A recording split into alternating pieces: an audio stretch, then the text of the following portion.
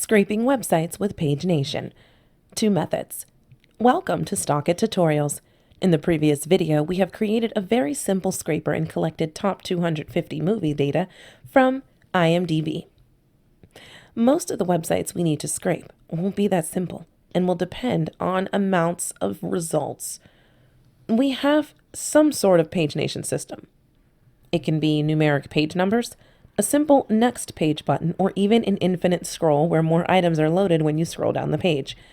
In this video, I will show you 2 different ways to set up the same scraper for paginated pages, and we'll explain the pros and cons of each one. For this video, I will use HealthGrade's website, and let's say we want to make a list of dentists. For each dentist, I want to scrape the name of the doctor, specialty, gender, and age from each doctor page. Let's create a new scraper, same as before, and give it a display name.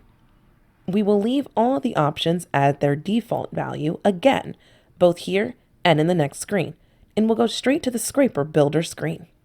Same as before, I will add an URL action and enter the page link I want to scrape in the open page field and click on preview.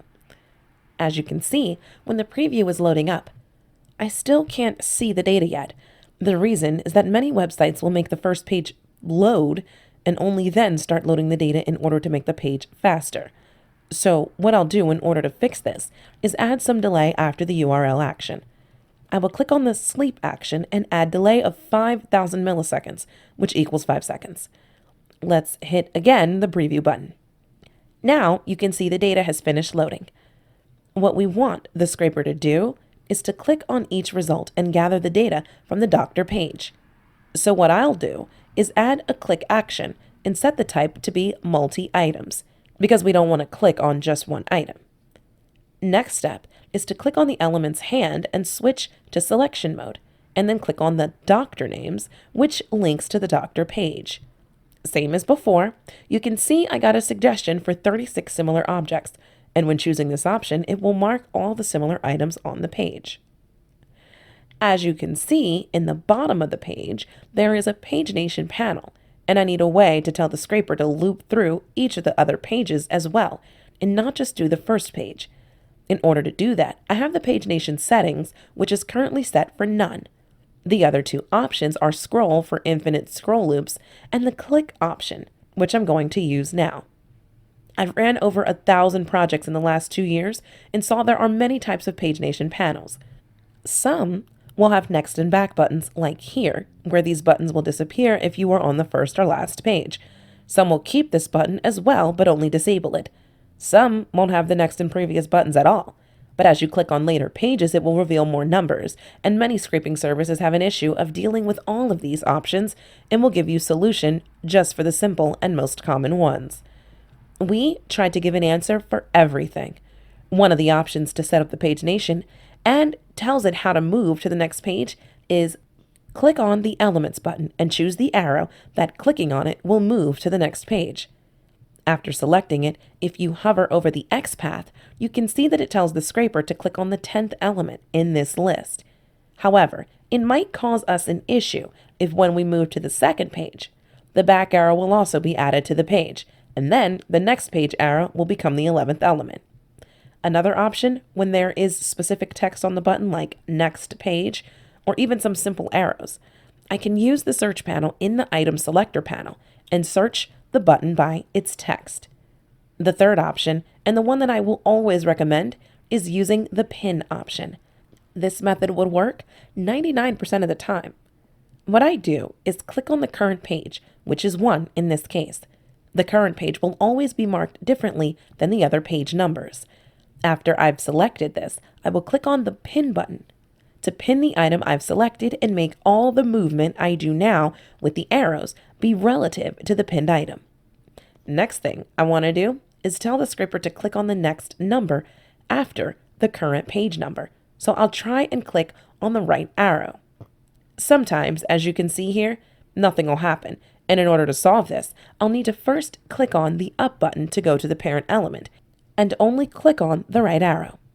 Now, what would have happened if I didn't pin the item after selecting the current page? The answer is that if I didn't pin it, it would have just kept clicking on the second page, and you will have an infinite loop scraping data from page number 2. Let's click on the preview button once again so we can see if the click is done correctly. If you look at the top of the preview page, you can see that every time we add a click or input action, the preview panel will show us multiple screens. The first screen will show us the last step before the click, which is the same page we were before. And if we move to screen 2, we will be able to see the page that is loading up after the click. All that's left for us to do is add the extract data action and mark the fields we would like to scrape. Let's give the table a name and call it dentist. Now, as I've explained in video number 3, the top element selection will control on how many rows will be added for this page. Since we want just one row for each doctor, I can leave the selection empty and go straight to the field selections. Let's start with the doctor name and mark the name, and then let's do the same and add the other fields we want to scrape: specialty, gender, and age.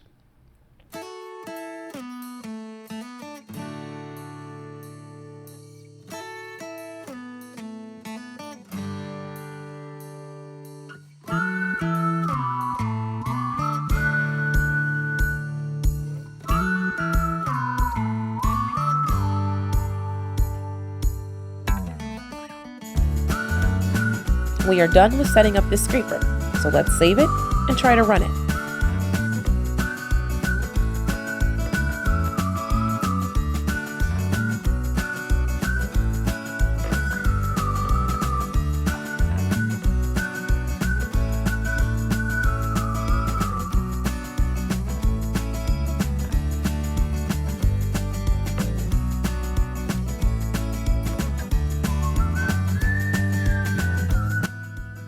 After it started running, I will go to the log screen and will watch the scraper steps.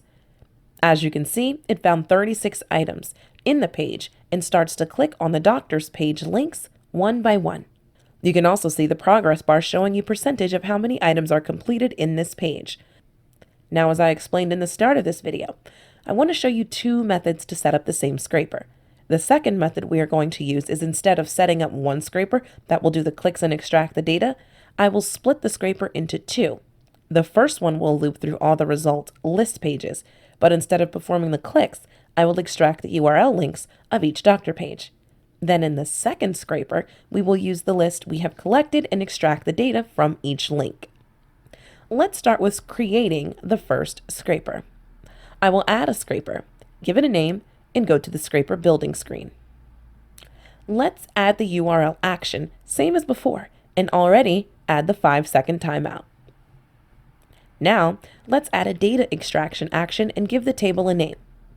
This time, I want to select the top elements in order to have 36 rows in each page. So I will select anything in the results box and click on the up arrow until it will mark the whole box. I will choose the result with 36 items. Now, I will add a link field and click on one of the result names. I will switch to the attributes selector and will click on the up arrow until I can see the actual link URL.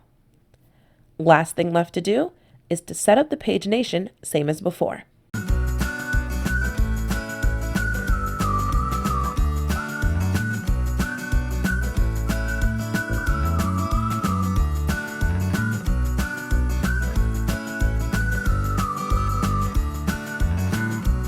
Let's save and run this scraper.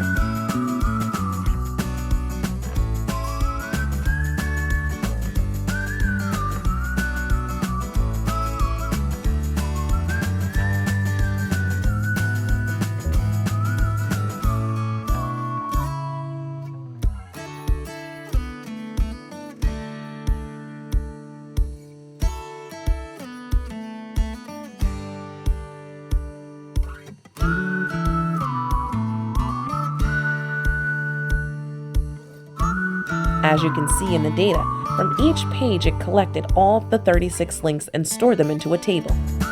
Let's stop it after 5 pages and start to create the second scraper. I will call this one Health Grades 2, and this time I will make a little change here.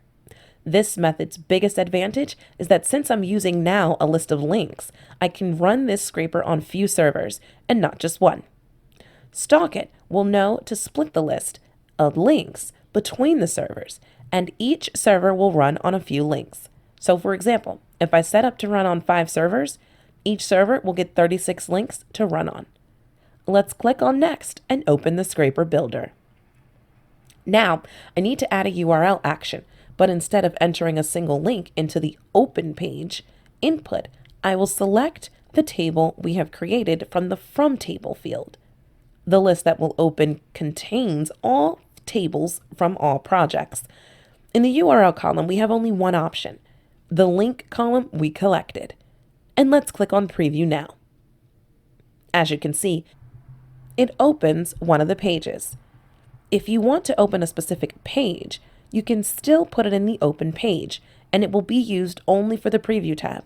But when you will save the scraper, it will save it with the From tab and URL column information, and will ignore the value in the Open page field. Let's now add the data extraction action and mark the fields same as we did before.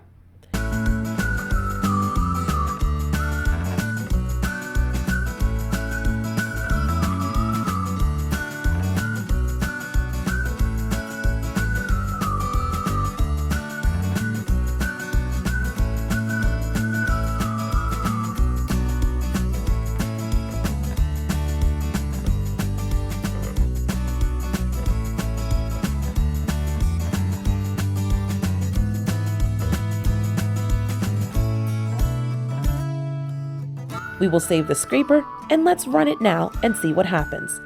You can see now in the status field, it will let you know how many servers are currently running on this process. If we go to the log screen, you will see that the process is running on 5 servers. You can filter any server you want and see log only for this server, or can view all of them together. Both methods will give us the same result eventually. However, the advantage of the second method is clearly visible. It will take a bit more work to create the scrapers, but will run much faster than the click method. If you want to schedule these 2 scrapers to run at certain times and you don't want to manually have to run the second scraper after the first one is done, all you need to do is go back to the settings in the first scraper and in the scanning settings part, select the second scraper display name from the Run After list. It will cause the second scraper to run automatically after the first one is done. Also, it's important to remember that if you want to set up the scraper to automatically send the results by email when it's completed, you need to set up the email settings for the second scraper and not the first one. This is it for this video. In the next video, we will go over some different types of data we can scrape, including JSON, XML, and Excel files.